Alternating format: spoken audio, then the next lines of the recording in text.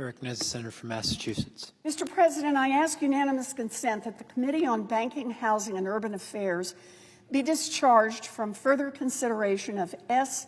2965 and the Senate proceed to its immediate consideration, that the bill be considered read a third time and passed, and the motion to reconsider be considered made and laid upon the table with no intervening action or debate. Is there objection? Mr. President. Chair recognizes the senator from South Carolina. Thank you, Mr. President. I rise to oppose S. 2965. This bill would impair Treasury's ability to support an important ally in South America, a region this administration has rightly prioritized. Argentina has the third largest economy in Latin America and has been a strong partner in supporting U.S. security and economic goals.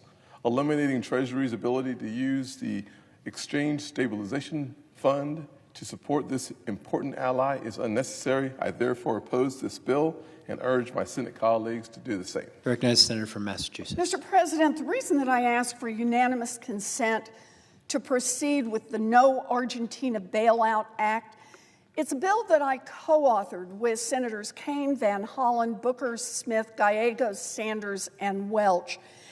And the reason for this is because in his presidential campaign, Donald Trump promised to put, quote, America first. Not Argentina first, America first. Right now, American families are struggling to pay for groceries and rent because of Donald Trump's chaotic tariffs and other disastrous economic policies. President Trump and congressional Republicans shut down the government because they refused to work with Democrats to pass a bipartisan budget that would protect 15 million Americans' health care and prevent insurance premium hikes for tens of millions more. Now, Republicans would rather shut down the government than help Americans afford health care. Because of the Republican shutdown, more than 250,000 federal employees won't receive their scheduled paychecks. National parks are understaffed, and some are even closed entirely. Air traffic controllers and TSA agents aren't getting their paychecks, and shutdown-related staff shortages have led to flight delays. Critical government agency functions are being affected across the board. But one government function that President Trump didn't want to shut down, sending $20 billion, American taxpayer dollars, to Argentina. That's right. Even while the Trump administration is trying to fire more American workers and shut down more services here in the United States, Donald Trump is carefully keeping open the office at the Treasury Department responsible for executing his bailout of Argentina's financial markets. The administration agreed to send $20 billion in American taxpayer money to Argentina's central bank, and that loan is evidently just the start. Secretary Bessent also revealed that Treasury started purchasing Argentine pesos directly and promised that, going forward, Treasury would do whatever it takes to keep Argentina's financial markets afloat, including buying up the country's debt.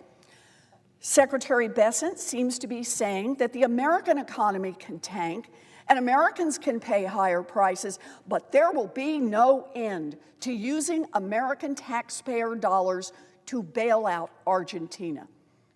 For Trump, the leader of Argentina is more important than American families struggling with rising costs for health care.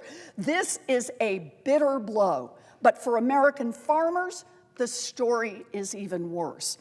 For months now, American farmers, particularly American soybean farmers, have been suffering under the weight of Trump's sweeping tariffs. Buyers around the world have been reluctant to purchase from our farmers when Trump is slapping tariffs on their home countries.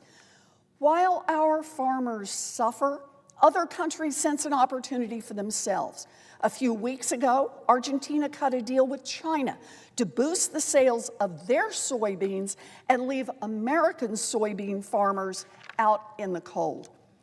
After Argentina took those actions, after Argentina cut a deal to take the legs out from underneath American farmers, Trump authorized a $20 billion bailout for Argentina. This development is so terrible for American farmers and so embarrassing that the Treasury Secretary was caught looking at frantic texts from President Trump's own Agriculture Secretary, complaining that the U.S. is bailing out a country that cozied up to China at the expense of American farmers. So why is Donald Trump backpedaling on America first to make it Argentina first? Because Donald Trump's personal friend, close political ally, and, quote, favorite president, Argentine President Javier Milei, is facing a critical midterm election in the coming weeks, and he is in trouble. Milei's popularity has plummeted in recent months because of his ongoing corruption scandals and the complete failure of his radical economic agenda.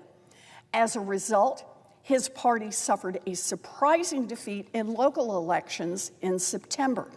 Now, the election coming up on October 26th will determine whether Milei can keep exerting control over Argentina's legislature. With global investors pulling their money from the country, trying to get off his sinking ship and destabilizing its financial markets, his party's electoral chances looked really slim. So Trump is sending $20 billion U.S. taxpayer dollars to bail out Argentina and prop up Milei so he can stay in power. That's Argentina first, not America first. But there's more. The bailout for Argentina also helps Treasury Secretary Scott Bessent's billionaire hedge fund buddies. Bessent's pals have bought up Argentina's debts, and if Argentina goes down, those Wall Street billionaires could lose a lot of money. Bailing out Argentina gives an off-ramp to the Wall Street giants who want to exit their investments. And meanwhile, here at home, the Trump administration is pushing 15 million Americans toward an unwanted off-ramp from their current health care. The No Argentina Bailout Act is really very simple. It would stop Donald Trump from using Treasury's Exchange Stabilization Fund to provide direct or indirect financial assistance to Argentina, including through the use of currency swap lines, currency or sovereign debt purchases, or direct loans. Any existing financial contracts or instruments that violate this prohibition would have to be sold or terminated within 7 days. The prohibition expires at the end of President Milei's term in December 2027. And if, for some unforeseen reason, it is actually in America's interest to provide economic aid to Argentina during this period, the administration can come here to Congress and get approval. Today, President Trump hosted the president of Argentina at the White House after showering his country with American taxpayer money. It is shameful that President Trump is propping up a foreign government while he shuts down the American government. It is simple. If you really want to put America first, then you will support American farmers and American families and urge passage of the No Argentina Bailout Act. Thank you, Mr. President. I yield the floor.